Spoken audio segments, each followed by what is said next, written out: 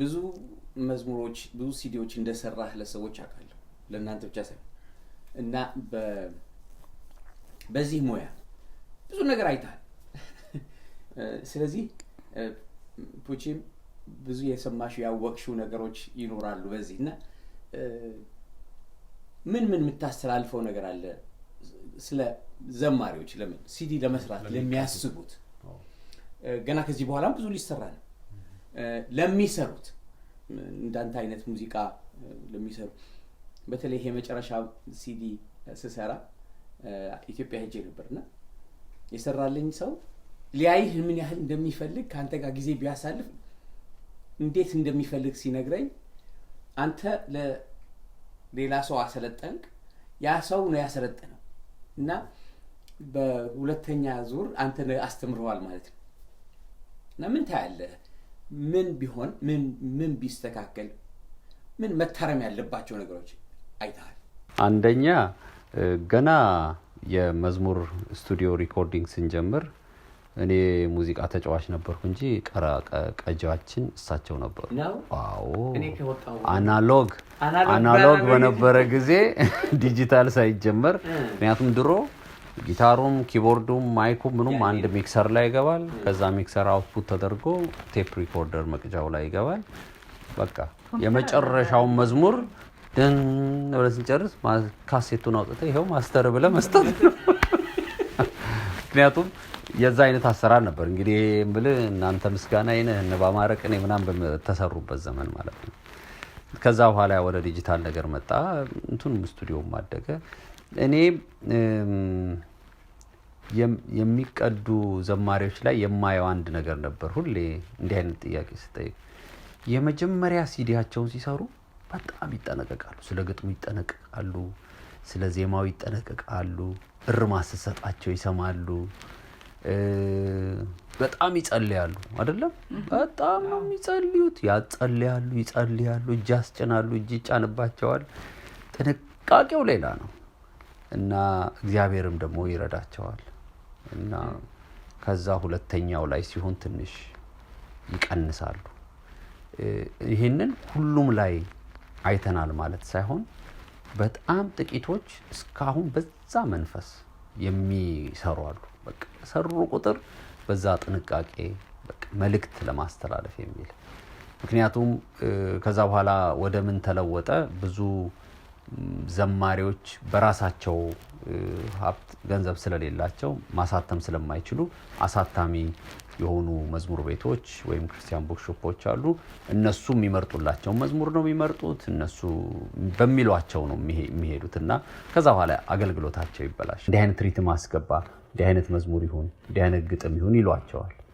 እና ያ ተጽኖ የነበረበትም ጊዜ ነበር በየጊዜው ብቻ ይሄ አገልግሎቱ ከፍ ዝቅ ያለበት ጊዜ ነበር በዛው መጠን ደግሞ ጥሰው የሚወጡ ልጆችም አሉ ዝማሪያቸው በደንብ ለምድሪቱ የሚተርፍ እኔ እንደማስበው እግዚአብሔር እድሉን ሰጥቶን ነበር ምክንያቱም ከወንጌላውያን አብያተ ክርስቲያናት ውጭም ያሉ ሌሎችም ክርስቲያኖች እንደ ኦርቶዶክስ ልንል እንችላለን የካቶሊክ እምነት ተከታዮች ልንል እንችላለን መዝሙሮቻችንን ይሰሙ ነበር ለምን እነሱ የነበራቸው መዝሙር በቤተ ክህነት አይነት አዘማመር ግዕዝ የሞላበት በቃ አይደለም ሞር ለቤተ ክርስቲያኒቱ ባህልና አካሄድን የጠበቀ አዘማመር ነበር እንጂ አሁን እንደምንሰማቸው የካቶሊካውያን መዝሙር ወይም የኦርቶዶክሳውያን መዝሙር አልነበረም እና ተጽኖ ነበራቸው እኛን የመስማት እድሉ በሰፊው ነበራቸው ይሄንን እድል እንደሚያመልጠን እግዚአብሔር በተደጋጋሚ ይናገር ነበር አይደለም እንደውም የናንተ መዝሙር የማይሰማበት ዘመን ይመጣል የሚል ትንቢት ሁሉ መጥቶ በጣም ተቃውመን ነበር እግዚአብሔር ይገስጽ ይሄ ሐሰት ትንቢት ነው ብለን እና እናንተን የሚያስቀኑ ዘማሪዎችን አስነሳለሁ ይል ነበር ይሄንን እንግዲህ የዛሬ 20 ዓመት ምናምን የሰማነው ነው ምክንያቱም እኛ ያንን አገልግሎት በትክክል አልተጠቀምንበትም ገንዘብ ለማግኛ ያደረግነው ብቻ በጣም ብዙ የሚያሳዝኑ እንደው በሚዲያ ባይነገሩ ሁሉ ደስ የሚያሰኝ ብዙ መጥፎ ነገሮች ተደርገዋል። የአንድን ሰው መዝሙር ነጥቆ በራስህ ካሴት ላይ የማውጣት ቆንጆ ዜማ ከሆነ ዜማህን መሰራረቅ እንዲህ አይነት መጥፎ የሆኑ ስራዎች ሁሉ መሰራት ተጀመሩ። ምክንያቱም ገንዘብ ለማግኘት ብዙ ነገሮች ተበላሹ። ዝና መጣ፣ ዝናቸውን መጠቀም እንዲህ አይነት ነገር እና እግዚአብሔር ይመስገን እስካሁን ያንን ኳሊቲያቸውን ያንን መንፈሳዊ እንትናቸውን ጠብቀው ይሄዱ አሁንም ድረስ አሉ። በደንብ የሚያስቀኑን እግዚአብሔር እነሱን አሁንም ያቆያቸው። እየጨመረ የሚሄድ ዝም ብሎ የሚቀንስባቸው አይደለም፣ እየጨመረ የሚሄድ አሁንም የሚጠቅሙ ከሌ ማለት አያስፈልግም።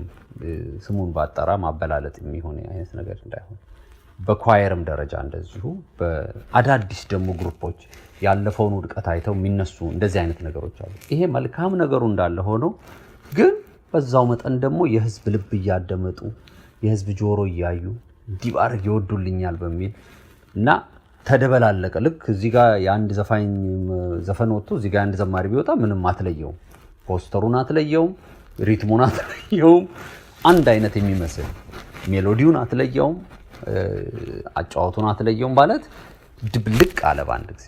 ይሄ የሲዲ እና የኦዲዮ ቴፕ እያዘጋጀን የምናቀርበው አንዱ ያ መንገድ ነበር።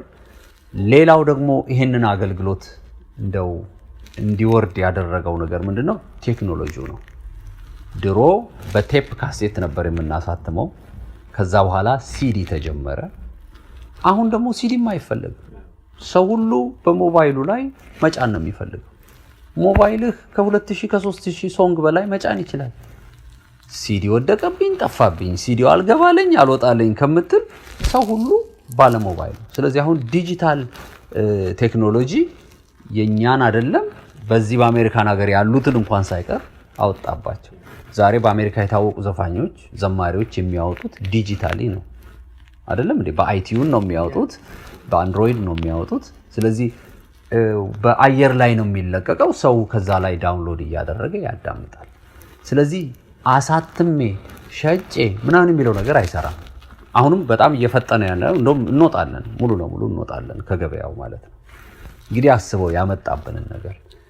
እኛ እንግዲህ በጊዜ እቺ ነገር ስላወቅን በጊዜ በየሳምንቱ አዳዲስ መዝሙር እየሰራን በቴሌቪዥን እናወጣለን። ሁሉ ጊዜ እናወጣለን። የምናወጣውን ደግሞ አይቲዩን ላይ ምናምን ላይ እናደርጋለን። ሰው ከዛ ላይ ያወጣ እንጂ አሁን ከዚህ በኋላ እያሳተምን መሸጡ ምናምን አንዳንድ ጊዜ ስንዞር ከዚህ በፊት የታተሙትን እንትን እናደርጋለን። በቅርብም የሰራናቸውን ስራዎች እናደርጋለን። ግን ከሃርድ ኮፒው ይልቅ ዲጂታል ኮፒው ነው አሁን የሚፈለገው። ሰው በስልኩ ላይ ነው ማዳመጥ የሚፈልገው ለማለት ነው። እንደውም በኦንላይን የተሸጡት ይበልጣሉ በሃርድ ኮፒ ከተሸጠው ይልቅ እና ይሄ አገልግሎት እየተዳከመ የመጣው በእንደነዚህ አይነት ነገሮች ነው። አንድ የዘማሪውም ሌላውም ሙዚቀኛውም ያለፈሃል፣ በስነ ስርዓት አይሰራልህም፣ እዚህ ጋር ቀብል ተቀብሎ ሌላ ጋር እንትን ያደርግብሃል። እንዲህ አይነት ችግሮች አሉ። ሄደህ ከአንድ ሙዚቀኛ ጋር ለመስራት ከአመት በላይ ይወስድብሃል። የሶኒ ካምፓኒም ቢያሰራህ እኮ እንደዚህ አይፈጅብህ እኮ በእውነት። ምንድን ነው ችግራችሁ? ብዙ ስለሚይዙ ብዙ ትይዛለህ እንዳልኩ ነው። የኢኮኖሚ ችግር ነው የኛ ባህሪያችን ምናምን ሁሉ የሚያዘው ከኢኮኖሚ ነው። ምክንያቱም እዚህ ጋር ዘማሪ ቀብል ስትቀበል እዚህም ትቀበላለህ። ከዛ በኋላ ግን መስራት ምክንያቱም ከአእምሮህ ነው የሚመነጨው ያ ሙዚቃ እና ይደክማል፣ አትችልም። እና ከዛ ለአንድ ሙዚቀኛ ያሰራል፣ እሱ ያዘገየብሃል ምናምንና በደንብ ፕሮግራም አውጥተህ እቅድ አውጥተህ በዚህ አመት ውስጥ ይሄን ያህል ሲዲ ብቻ ነው የምሰራው ብለህ አይደለም የምትሰራው። ስለዚህ እንዲህ አይነት ችግሮች ነበሩ። እኛ ኢትዮጵያ ውስጥ በነበርንበት ጊዜ የምንቀርባቸውን ጥሩ ይሰራሉ ብለን ለምናስባቸው ልጆች 3-4 ሙዚቀኞች ይዘን እየከፈልናቸው ትንሽ ገንዘብ ያውም እንደውም ለነሱም በቂም የሚሆን አይደለም፣ ግን እነሱም ደስ ይላቸዋል በዛ ፕሮጀክት ውስጥ መሳተፋቸው፣ ይሰራሉ። ስለዚህ ፈጥኖ ይደርስልናል። ስለዚህ ሞር ጊዜ የምናጠፋው ሚክሲንግ እና ማስተሪንግ ላይ ብቻ ነበረ። ስለዚህ ቶሎ ስለምንሰራ ሰዎች ከዛ የተነሳ በታማኝነት ስፔሻሊ ኳየሮች እነዚህ ከክፍለ ሀገር የሚመጡ ሞር እኛን የማመን ነገር ነበረባቸው። ሌሎቹ በጣም ታለንት አላቸው፣ በጣም እውቀቱ አላቸው፣ ግን ባህሪና ታማኝነት የላቸው። እሱ ነው ትልቁ ችግር። እና ያንን አሁን ኮርዲኔት የሚያደርግላቸው በደንብ እኮ ይዞ ይሄ ሰው በዚህ ሰዓት መድረስ አለበት፣ የሚል አይነት ደንበኛ የቢሮ አሰራር ቢኖር ትልቅ ስራ ይሰራል። ብዙ ነገር ነው ያለው በስቱዲዮ ውስጥ ያለውን ነገር አሁንም እንግዲህ ጥቂቶች ይኖራሉ ብዬ ግን አስባለሁ ታማኝ ሆነው የሚሰሩ ዝማሪያቸውንም በደንብ ተዘጋጅተውበት የበሰለ ነገር ይዘው በቃ ብዙ አመት በደንብ የተጠና ነገር ይዘው መጣው እኛ ራሳችን የምንወደውን ዝማሬ የሚያቀርቡ ሰዎች አሉ። አንዳንዶቹም በግልሉ እየደወልን እናመሰግናቸዋለን። በደንብ አስበህበት ነው የሰራው አስበሽበት ነው የሰራሽው የሚባሉ ልጆች አሉ ስትሰማው የሚወድ እኔ አሁንም ምንድነው ማስበው ለእግዚአብሔር ቤት ዘማሪዎች እስከሆነ ድረስ ለእግዚአብሔር እንዴት እንደሚቀርብ አልገባንም የሚል ዕውቀት ነው ያለኝ። ምክንያቱም የምልበት ምክንያት ዜማ መዝሙር ጋር ለምን አላለቀም? ወደ እግዚአብሔር ከቀረብን እግዚአብሔር የዜማን መንፈስ ያፈስልናል። ስለዚህ አንዳንድ ጊዜ የዘፈን ዜማዎች ለምን ይሰረቃሉ? እነሱ ይዝፈኑበት እኛ መቼ አለቀብን? ለምን ከእግዚአብሔር የሆነው እግዚአብሔር ጋር ተጠግቶ ከእግዚአብሔር የሆነ ዜማ ለምን አንቀበልም? አንዳንድ ጊዜ የዘፈን ዜማ ተሰርቀው በመዝሙር ተለውጠው እኔ ሲቀርቡ መዘመር ያቀተኛል። ለምን ተነጠቀ? ለምን የራሳቸውን ለምን አያወጡም? እኔ የሚል ነገር አለኝ ውስጤ። እግዚአብሔር ሙሉ ነው። እግዚአብሔር ይሰጣል። እና ብዙ ጊዜ እንደዚህ አይነት ችግር ኢትዮጵያም ሆነን ነበረ። እንደው የተከሰሱ ሰዎችም አቃሉ በመጽሔት በመናምን ሰማቸው ብዙ ሲነሳ ከእግዚአብሔር ጋር ከቀረብን እግዚአብሔር ባለጠጋ ነው። ዜማ የሱ ነው ያፈልቅልናል። እና ይሄ ነገር የእግዚአብሔርን ስም ያሰደበ ነው። ስለዚህ በዚህ ነገር የሚያልፉ ሰዎች እግዚአብሔርን ለማክበር ነው ይሄንን ነገር የሚያደርጉት አይመስለኝም። እግዚአብሔርን እንደው ስሙን ያሰደቡት ነው። በእነሱ ምክንያት የእግዚአብሔር ስም ይሰደባል። ስለዚህ በዝማሬ አገልግሎት ውስጥ ስናይ ይሄ ችግር አለ። ይሄ ችግር ደግሞ እነሱን ያስደሰታቸው ይሆናል፣ ታዋቂ ሊሆኑ ፈልገው ይሆናል። ግን የሰው ዜማ ተሰርቆ ታዋቂነት የለም። እና እግዚአብሔርን ቀርበው ከእግዚአብሔር ቢቀበሉ እግዚአብሔር ይሰጣል። ስለዚህ ይሄ አንድ ክፍተት አለ። ይሄ አንድ ችግር ነው፣ መስተካከል ያለበት ነገር ነውና ብዙ የሆኑ ወጣቶች በዚህ አይነት ነገር የሚያልፈው አሉ።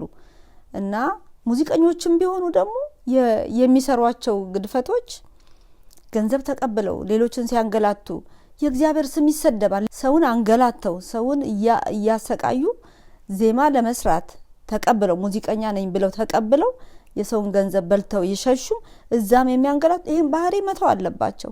በዚህ እግዚአብሔር ስም አይከበርም። ዘፈን አይደለም የሚሰሩት፣ ዘፋኝ እንኳን እንደዚህ ያደርግም። እና ብዙ ስተቶች አሉ በሚዲያ ማናወራቸው፣ ግን ለምን አይታረሙም? መታረም አለባቸው። የእግዚአብሔርን ስም ያሰደብን ነው። በእኛ ምክንያት እኮ የሚድኑ ሰዎችን እየከለከልን ነው። የህይወት አቋም የለን፣ ምሳሌያዊ ነገር የለን፣ ገንዘብ ማግኛ። ይሄ ባህሪ መስተካከል አለበት። ኮምፕሊትሊ መጥፎ ነገር ነው። እኛ እንኳን እንዲህ ከቀፈፈን እግዚአብሔርማ እንዴት አያስጠላውም? እንደው ማን በዘጋልኝ፣ ማን ባቆመልኝ፣ ማን በከለከለልኝ የሚል ሐሳብ አለ በትንቢት መጽሐፉ። ስለዚህ እግዚአብሔር የሚጸየፈውን ነገር እያደረግን ከሆነ ማቆም አለብን። ደስ አይለውም እግዚአብሔር። እንደው ሰይጣን ትሪክ እያረገን ነው። ለእግዚአብሔር የዘመርን ይመስለናል፣ ግን ደግሞ በሌላ መልኩ ስተት አለብን። ስተቶቻችንን ሳናርም እግዚአብሔር ጎሽ ብሎ ዋው ምን አይነት ዜማ ሰራህልኝ እያለ አያደንቀንም። እሱ እንዴት እንደሚመለክም አልገባንም። ብዙ ስተቶች አሉ። የባህሪ ችግር አለ፣ የህይወት ችግር አለ፣ ለመታረምም ፈቃደኛ አለመሆንም አለ። አንዳንዱ ይሄ ነገር እኮ እንዲህ ብታረገውና እንዲህ ብታደርግ አንተ እኮ የነበረ ጸጋ እንዴት ለብዙዎች የሚተርፍ ነው ብትለው ይንቀሃል። እሱ ኦሬዲ ጣራ ደርሷል አውቃለሁ ነው የሚለው። ከሱ በላይ የሚያቅሰው የለም። የሚገርም በእውቀት የሚበልጡን ብዙ ሰዎች አሉ። አሁን የበላይ ነኝ አዋቂ ነኝ ብያለሁ የምናገረው፣ ግን ስተቴን እያረምኩ ሌላው ነው በታረምኩበት እንዲታረም ስለመፈልግ ነው የምናገረው። እና መታረም መቻል አለብን። የእግዚአብሔር ቤትን ማሰደብ የለብንም። ለመጨመር ያክል አንዳንድ ነጥቦች ትዝ ስላሉኝ ነው። አንደኛው ሙዚቀኞች ሲዲ የሚሰራ ሰው መዝሙር ሊያስቀርጽ የሚፈልግ ሰው ሲመጣ ያው እንቀዳለን እሺ ይላሉ። ምክንያቱም ቅድም እንደተባባልነው ገንዘቡን እንዲከፍል ነው። አንዳንድ ጊዜ ምን ይሆናል? ገንዘቡን ከተቀበሉ በኋላ ሰውየው ይዞት የመጣው ዜማ ሙዚቃ እንድትሰራ አይጋብዝም ወይም አንዳንድ ዜማዎች ምን አላቸው መሰለ የተወሰነ ክልል ላይ ብቻ የሚሽከረከር ዜማ ብቻ ከሆነ የምትቀያየረው ኮርድ በጣም ትንሽ ነው፣ ለመጫወት አይመችም፣ አይመጣልህም። አሁን እኔ እንደሱ አይነት ችግር አለብኝ። ስሰማው እቺን እዚህ ጋር እንዲባረጋት እዚህ ጋር ቆይ ጥሩ ብራስ፣ ጥሩ ሳክስ፣ ጥሩ ፍሉት፣ ጥሩ ምናምን የምትለው ነገር አለ። አጀማመሬ እንዲሆናል፣ ቀስ ብሎ ሄድና ከዛ ክላይማክሱ እንዲሆናል የምትለው ነገር አለ። ስለዛ ነገር ብቻ ይመጣል። በቃ ጀምር፣ በቃ ቀብድህን ክፈል፣ በቃ እንትን ሳምፕልን ስጠኝ ይላሉ። ከዛ ሰውየው ይዘምራል፣ ሳምፕሉን ይቀበላሉ። መስራት ያቅታቸው፣ ለመስራትም ያቅታል በቃ። እና ለዛ ጥሩ መፍትሄ እኔ በሱ ስላለፍኩ ነው። ለዛ ጥሩ መፍትሄ ምንድነው? አሁን አንድ ዘማሪ ሊቀዳ ሲመጣ መጀመሪያ ስለ ቀብድም ከማውራታችን በፊት ስለምንም ከማውራታችን በፊት መዝሙሮችህን አንድ አዝማች አንድ ቁጥር እያረክ ቀርጸህ በአይፎን በፎንህ በምንም ቀርጸህ ላክልን። እሰማውና ከዛ ውስጥ እኔ እንጃ ከ10 መዝሙር 6 መስራት የማልችል ከሆነ አልሰራውም። ዜማዎችን አስተካክላቸው እንትን የላቸውም ብዙ ለመስራት ለማጀብ እኮ አሁን እኮ ያንን ሙዚቃ ልታሳጅበው ነው እኮ የምትመጣ። በጣም እንደው መቼስ በሰው መቀለድ እንዳይመስልብኝ እንጂ አንድ ሙሽራን በመሞሸር በማሳመር የምትሰራ አንዲት ሴት ብትኖር እና የመጣችው ሙሽራይቷ ጥርሷ ምናልባት 6 ብቻ ቢሆን ገብቶሃል ማለት ብዙ የሚጎላት ነገር ቢኖር እንዴት አባቷን የምታረጋት? በጣም አስቸጋሪ እኮ ነው። እና አንዳንዴ መዝሙሩ በደንብ አልበሰለም። በይበልጥማ ይሄ አማርኛ ቋንቋ ከሆነ እንደውም አማርኛ ቋንቋ ካልሆነ ነው የምትቸገረው። ወይ በትግርኛ ቢሆን ወይ በኦሮምኛ ቢሆን ሌላ የሚሰማ ሰው ለማሰማት ሞክራለሁ። እንዴት ነው ስማው እስቲ መልእክቱን ስሰማው እንዴት? ምክንያቱም እኔ ዜማውን ስሰማው እንትን አላረገልኝም። በቃ ለመጫወት ኢንካሬጅ የሚያደርግ አይደለም። ዜማው ቶሎ ያልቃል። ቶሎ ልቅ የሚሉ እንዴት እንደማስረዳ አላውቅም። ያው በፕራክቲካል ካልሆነ በስተቀር አታስረዳው። ከመልእክቱ መልእክትም የለው፣ ከዜማም የለው። ዜማው ዜማ ነው ግን በደንብ አድርጎ ሊያሰራህ የሚችል አይደለም። የእውነት ብዙ ሙዚቀኞች ይገባቸዋል አሁን እንደዚህ ብዬ ስናገራው እና መድረክ ላይ እንደምትከተለውና እንደምታጅበው አይደለም። እዚህኛው ላይ በደንብ ነው ሃርሞናይዝ ለማድረግ የሚያስቸግርህ እና በቃ ልጆቹ ቀብዳቸውን ተቀብለዋል። ከዛ መስራት ያቅታቸዋል። ከሌ ስራ አረባከኔ በጣም ብዙ ሙዚቀኞች ደግሞ እንደሱ ይላሉ ታውቃለህ። እስቲ ይሄን መዝሙር እኔ ጌትሽ አልመጣልኝም፣ ምንም ዜማው ምንም እንትን አላረገኝም ይላሉ።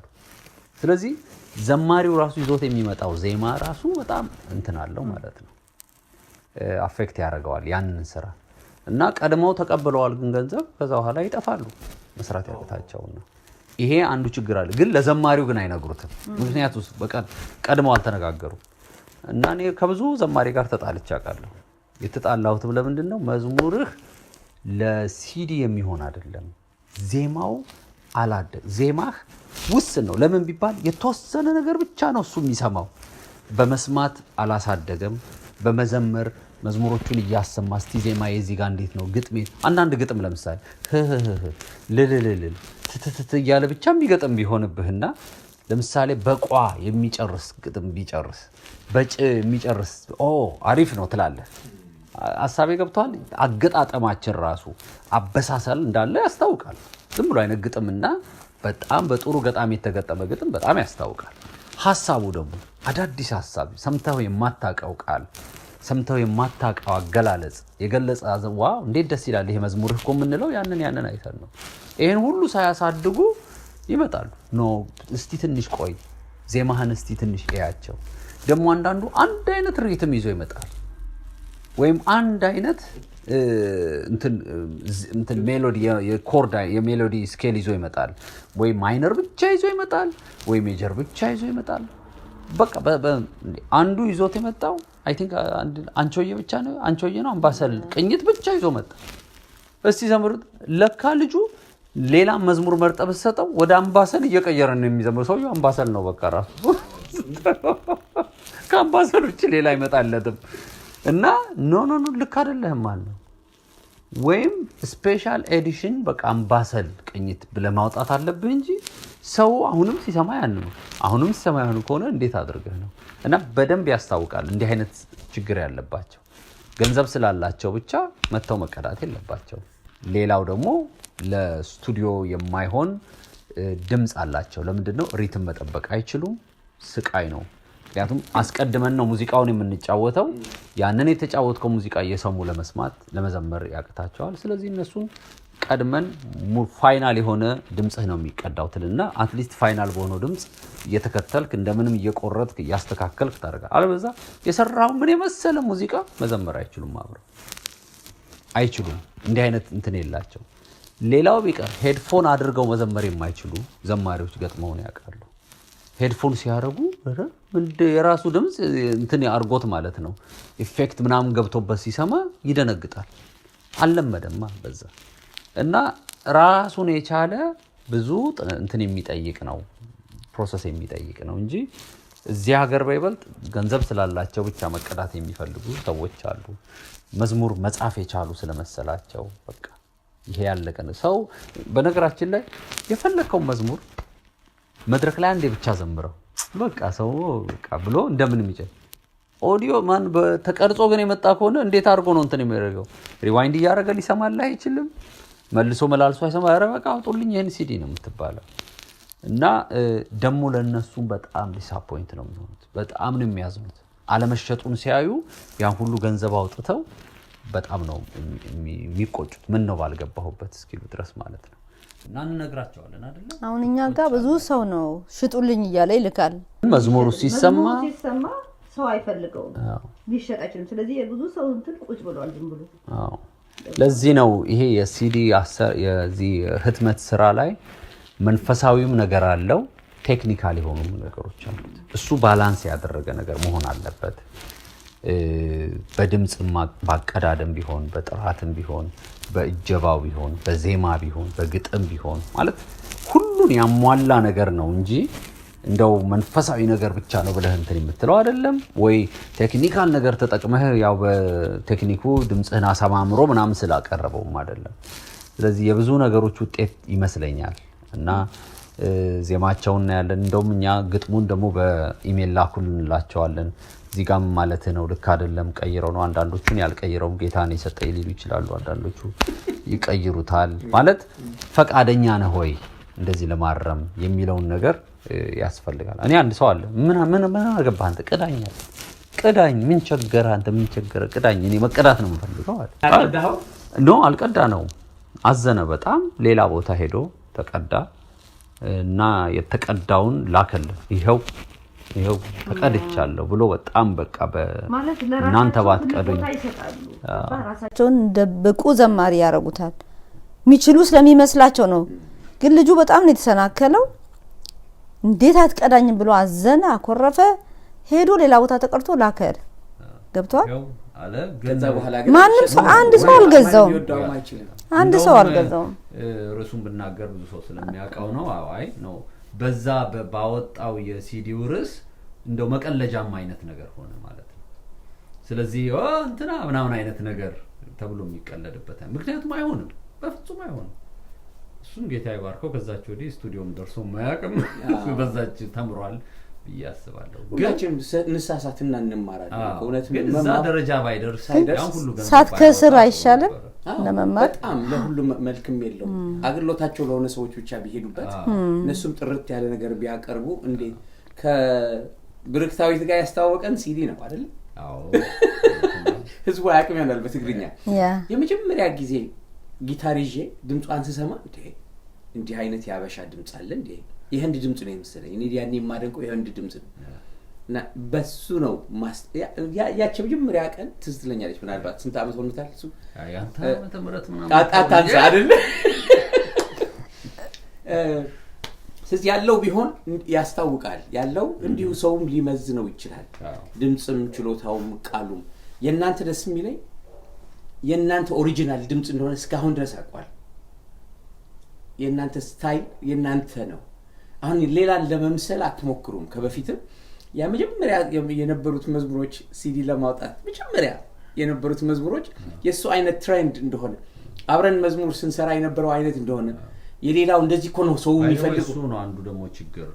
ቅድም ያልኩት የመጀመሪያው ሲዲያቸው ላይ ጥሩ እንትን ያደርጉና ከዛ ደግሞ ወደ ሌላ ሰው ለመምሰል የሚያረጉት ነገር እሱም አንዱ የሚያበላሽባቸው ነገር እሱ ነው እሱ መጠንቀቅ አለባቸው እሱም ያንኑ ስታይልህን ይዘው መሄድ ነው ምንም አይደለም ለነገሩ ጊፍት ሲሆን ውስጥ የተቀመጠው ነው ዝም ብለ አሁን እኔ በበኩሌ ፈልጊው አይደለም የእንትናለም ሰልብያ አይደለም ጀስት ያዜምኩት ያዜማ ነው የሚመጣው ፈልጊው ሳይሆን ውስጥ ስላለ ይመስለኛል እግዚአብሔር ስላስቀመጠው ያዜማ ዝም ብሎ ይወጣል በቃ ሲመጣ እንደዛ ሆኖ ነው እስቲ በዚህ ኮርድ ላርገው ብዬም አይደለም ሜጀር ማይነር ይሁን ያልኩ እየመረጥኩም አይደለም ጀስት ማይንዴ ላይ ያዜማ ሲመጣ ዝም ብዬ ስለው የሆነ ዜማ ሆኖ ይመጣል በቃ እስከ ዛሬም ድረስ ድሮም ጀምሮ ማለት ድሮ እንደውም በምን እንቀዳለን ደጋግመን እየዘመረን ነው ዜማውን እኮ ምናጠነው አሁን ግን በስልካችን በትንሽ ምንድነው መቅጃ ቴፕ አለች ብዙ ነገር አለ መቅጃ መሳሪያ ያኔ ትዝ ይለኛል እኔ እሷ ነበረች የምትይዝልን አይደል ብርክቲ ነች የምታስታውሰው ለገና እኔ አልረሳውም ለገና መዝሙር እናውጣ ብለን ሰተና እንዴት ነበር ምናምን ስንላት የምታስታውሽው አንቺ ነበርሽና አሁን ግን ቴፕ አለ ለሰዎች ብዙ መዝሙራቸው ሊጠፋ ይችላል ይጠፋል ካልያዝ ነውና እኔም ዝም እየቀዳሁ እንደዚህ ቼክ